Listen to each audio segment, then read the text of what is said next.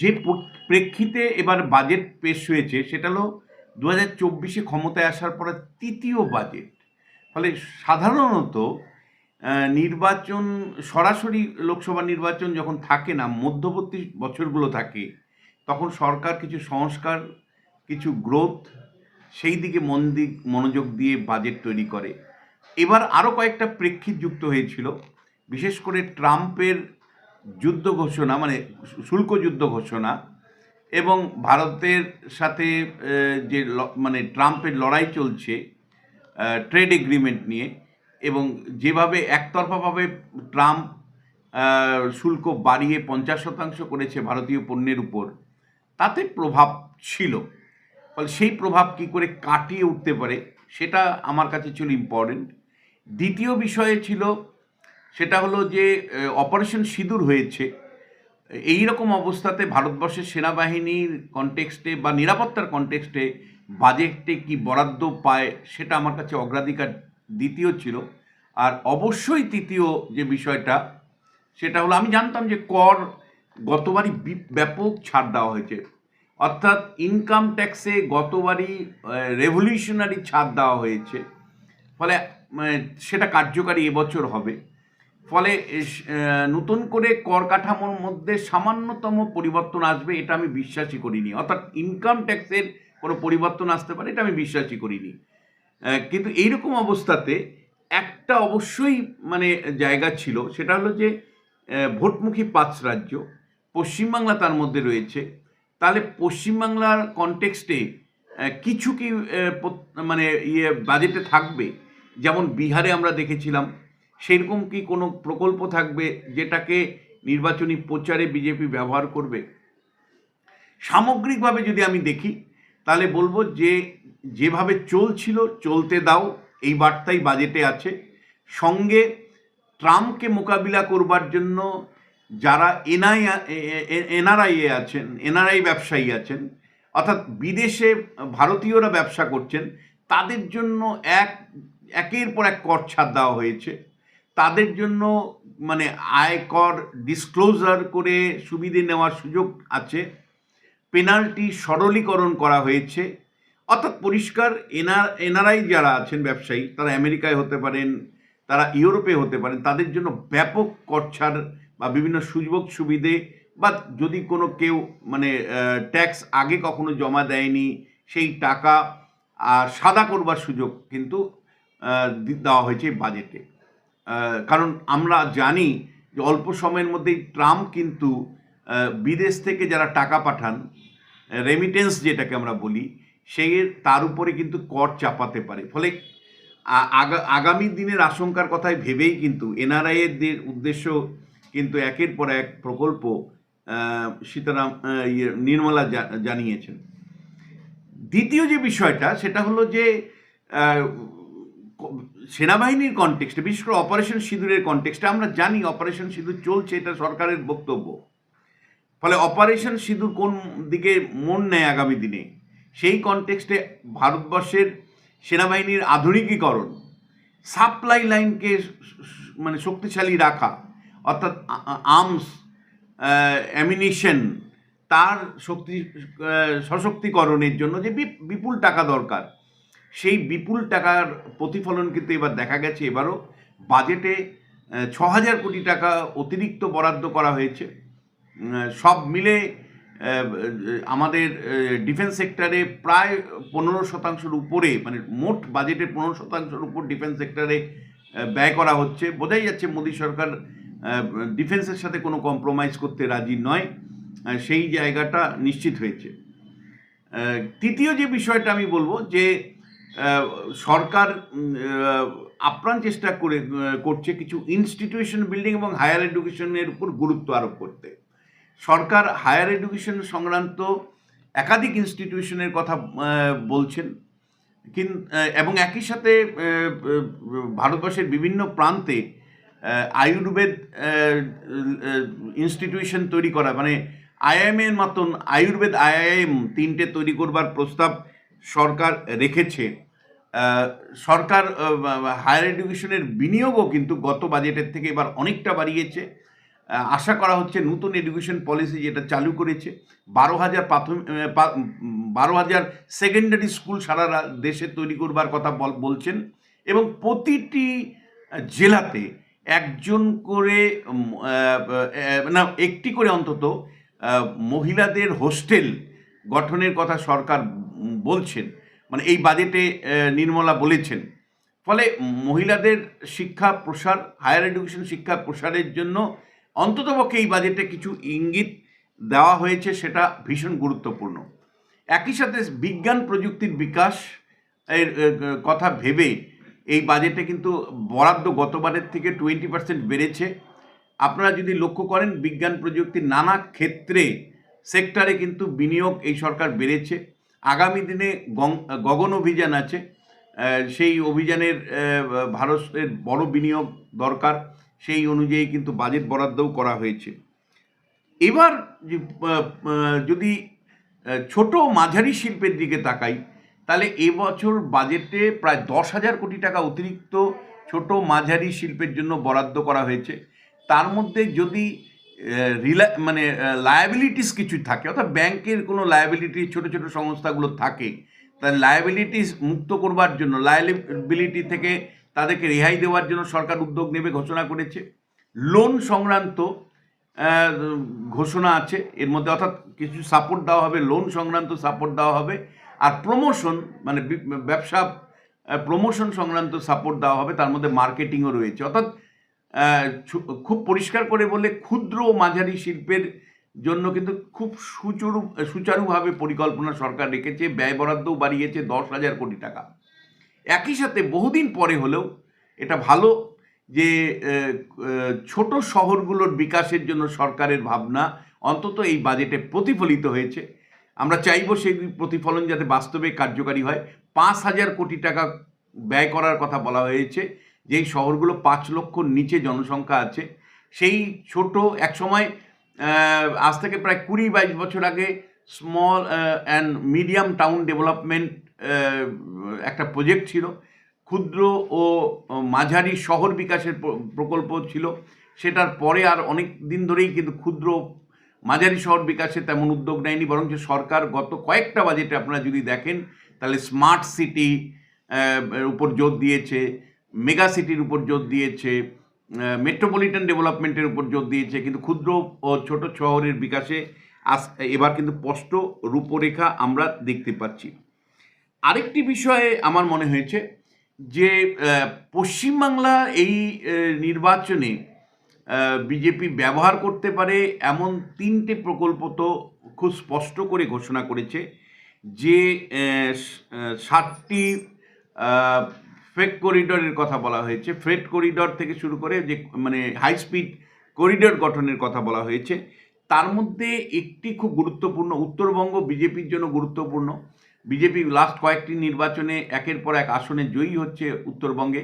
ফলে শিলিগুড়ি বেনারস দিল্লি বা দিল্লি বেনারস শিলিগুড়ি, এই যে হাই স্পিড ট্রেনের জন্য যে করিডর, সেইটাতে শিলিগুড়ি কানেকশন কিন্তু গুরুত্বপূর্ণ। অবহেলিত, বিজেপির ভাষায় অবহেলিত শিলিগুড়ি, অবহেলিত উত্তরবঙ্গের জন্য একটা বাজেটে স্পষ্ট বরাদ্দ উত্তরবঙ্গের মানুষের জন্য রয়েছে, যোগাযোগের কনটেক্সটে ভীষণ গুরুত্বপূর্ণ। দ্বিতীয় যেটা, সেটা হলো অবশ্যই ডানকুনি থেকে, অর্থাৎ দক্ষিণবঙ্গের কনটেক্সটে যদি আমরা দেখি, দক্ষিণবঙ্গের ডানকুনি থেকে সুরাট পর্যন্ত ফ্রেট করিডোর, অর্থাৎ ব্যবসা বাণিজ্য বা গুড ট্রেন নিয়ে যাওয়ার জন্য ডেডিকেটেড একটা করিডর সুরাট পর্যন্ত হবে। সুরাট আপনারা জানেন গুজরাটের সবচেয়ে শিল্পোন্নত জায়গা, ব্যবসা বাণিজ্যের জায়গা, হীরার ব্যবসার জন্য বিখ্যাত। তার সাথে ডানকুনির যোগাযোগ হলে পুরো মানে হুগলির যে শিল্পাঞ্চল, হাওড়ার যে শিল্পাঞ্চল, তার সেখান থেকে মাল দ্রুততার সাথে গুজরাটে যেতে পারবে। আবার গুজরাট থেকে জিনিসপত্র, মাল বা ব্যবসায়ীরা দ্রুততার সাথে মাল কলকাতা বন্দরে নিয়ে চলে আসতে পারবে। ফলে ডেফিনেটলি সেটা বিজেপি বলার মতন জায়গায় আছে যে এই দুটো। এবং তৃতীয় যেটা, সেটা হলো ইস্ট ওয়েস্ট করিডরের মানে কোস্টাল করিডরের আন্ডারে, কোস্টাল করিডরের আন্ডারে দুর্গাপুরে, বিশেষ করে আমি বলবো দুর্গাপুরে আহ, যে শিল্পাঞ্চল একসময় গড়ে উঠেছিল বিধানচন্দ্র রায়ের হাত ধরে, তারপরে কিছুটা ডিক্লাইন করে। আপনারা জানেন এবার দুর্গাপুরে প্রধানমন্ত্রী যে জনসভা করেছেন, তার আগে দুর্গাপুরে ব্যাপক বিনিয়োগের কথা উনি বলেছিলেন এবং মানে কিছু উদ্বোধনও করেছিলেন। ফলে দুর্গাপুরের পুরনো গৌরব, হারানো গৌরব ফিরিয়ে আনবার জন্য যেভাবে দুর্গাপুরে তিনি শিল্প তালুক বা শিল্প করিডর গড়ে করবার প্রস্তাব আজকে অর্থমন্ত্রী তার বাজেটে রেখেছেন, সেটা মানে রাজনৈতিক দিক থেকেও হারানো।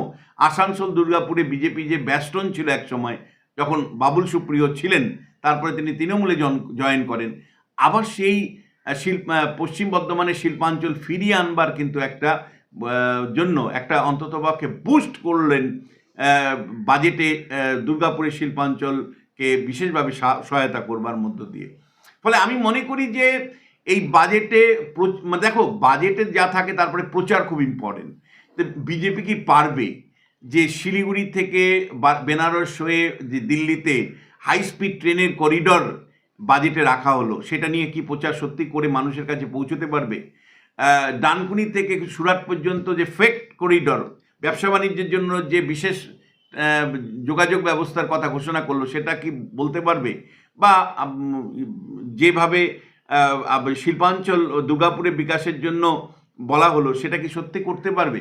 মানে প্রচার খুব ইম্পর্টেন্ট। তোমার কাছে 100টা প্রকল্প থাকলেও তুমি যদি প্রচার না করো, তাহলে তোমার কোনো মূল্য নেই। যেমন করে প্রধানমন্ত্রী ইতিমধ্যেই যতগুলো সফর করেছেন, আলিপুর দিয়ে শুরু করেছিলেন, প্রত্যেকটা সফরে তিনি কিছু না কিছু উদ্বোধন করেছেন। এমনকি তুমি দেখবে যে কলকাতা মেট্রোর জন্য মানে বিমানবন্দর পর্যন্ত উদ্বোধন করেছেন।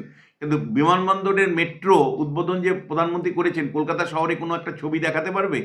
তুমি দেখাতে পারবে যে বিজেপি নেতারা প্রধানমন্ত্রী যে বক্তৃতা করার আগে, অর্থাৎ জনসভায় বক্তৃতা করার আগে যে উদ্বোধনগুলো করছেন, তা নিয়ে কোনো সভা সমিতি, মানে কোনো তা নিয়ে প্রচার ব্যানার বিজেপি নেতারা কি করে? ফলে ইম্পর্টেন্ট হলো যে দেখো, আজকের রাজনীতিতে তুমি কতটুকু করলে তার থেকে হলো তোমার প্রচারের ঢং কেমন হচ্ছে, তুমি কিভাবে সেটাকে মানুষের সামনে তুলে ধরছো। ফলে রাজ্য বিজেপি এতটাই দুর্বল যে তারা বাজেটের যে এই বিষয়গুলো আছে, সেগুলো যে ছবি এঁকে পোস্টার দিয়ে ব্যানার দিয়ে মানুষের বাড়ি গিয়ে পৌঁছানো, সেটা তো তারা করবেন না। ফলে কয়েকজন শুধু টেলিভিশনে বলবেন, বা শেষ হয়ে গেল। কিন্তু আমি তোমাকে বলবো, ওভারঅল তুমি যদি আমায় বলো যে এই বাজেটে কিন্তু কর ছাড়ের প্রত্যাশা আমার মনে হয় যে কোনো যুক্তিবাদী মানুষের ছিল না। কারণ গতবারই তোমার ইনকাম ট্যাক্সে এত ছাড় দিয়েছিল, যেটা মানে স্বাধীন ভারতবর্ষের অবিস্মরণীয়, আমরা নিজেরাও কোনোদিন ভাবিনি। ফলে একটা বড় ধরনের কর ছাড় হয়ে গেছে, আবার নতুন করে তো এবছর হবে না, আমরা নিশ্চিত ছিলাম।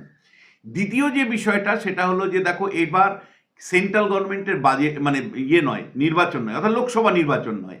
লোকসভা নির্বাচনের আগের বছর বা পরের বছর যে ধরনের বাজেটে দেখি জনমুখী বা কল্যাণকর একের পর এক প্রকল্প ঘোষণা করে মানুষকে প্রভাবিত করার, সেইটা করেনি।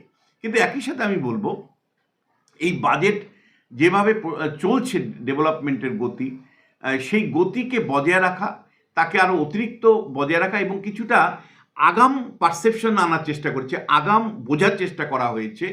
যেমন তোমাকে বলছি,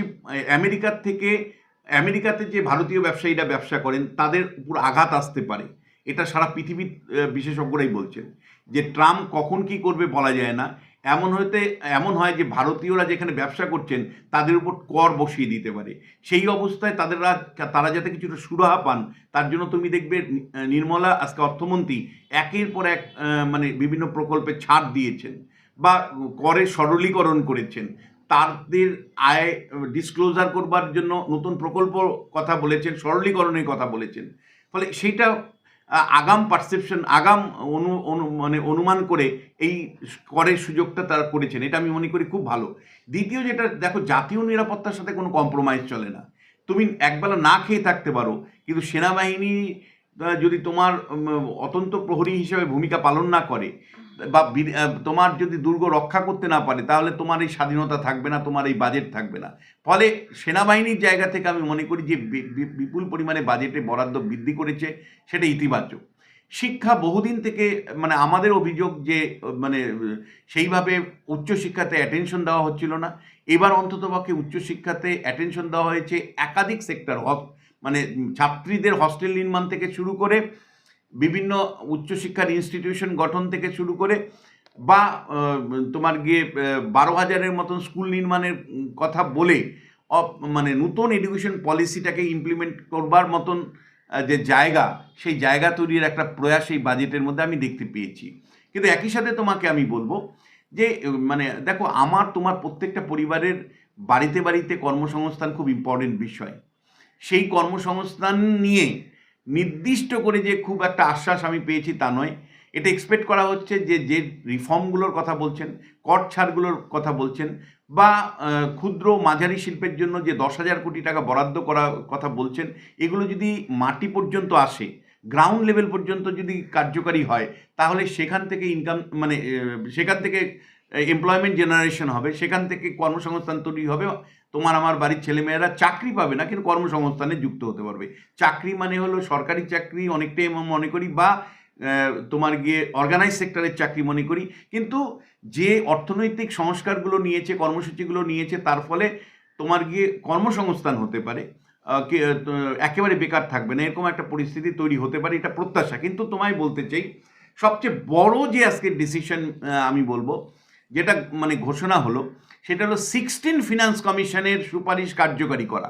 16 ফিনান্স কমিশনের সুপারিশ কার্যকারিতা করাটা হলো সবচেয়ে বড় ঘোষণা অর্থমন্ত্রী নির্মলার।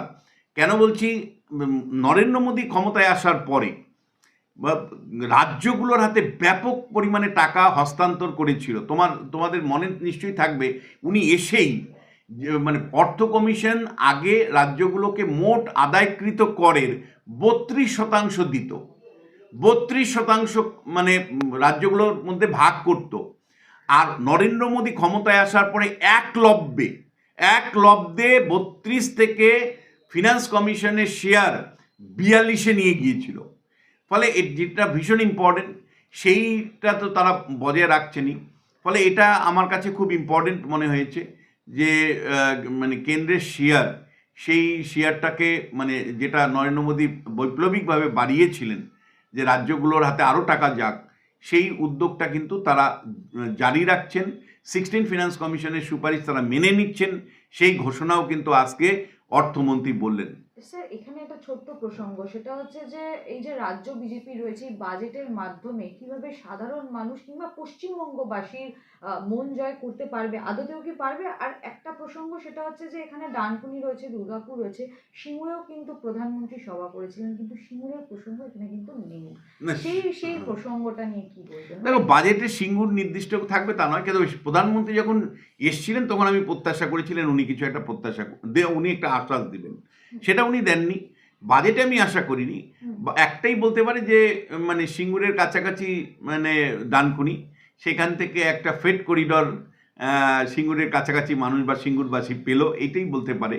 কিন্তু বিজেপি দেখো মানে ইম্পর্টেন্ট হলো যে এটা ভোটমুখী করেননি, অর্থাৎ 5 রাজ্যের দিকে তাকিয়ে করেননি, সচেতনভাবেই করেননি। দেখো, আসামে ওরা জিতবেই, বিজেপি জিতবেই, এখন থেকে আমি বলে দিতে পারি। আর বাদবাকি রাজ্যগুলোর মধ্যে একমাত্র পশ্চিমবাংলায় রয়েছে। তামিলনাড়ুতে বিজেপির কোনো চান্স নেই, তবে পুদুচেরিতে কোনো চান্স নেই, কেরালাতে বিজেপি হারবে।